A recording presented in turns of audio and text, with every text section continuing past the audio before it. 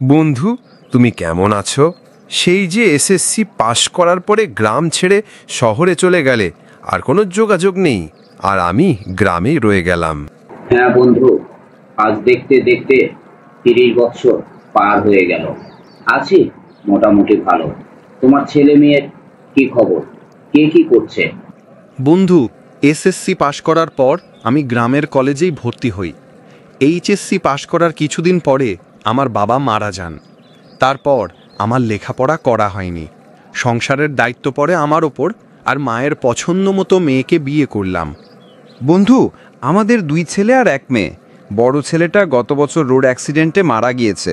মেথু ছেলে হাই স্কুলের শিক্ষক, আর ছোট মেয়ে মেডিকেলে পড়াশুনো করছে। বন্ধু, এই আমার সংসার। সব মিলিয়ে আলহামদুলিল্লাহ ভালো আছি। এবার তোমার গল্প শুনি, তোমার পরিবারের কথা।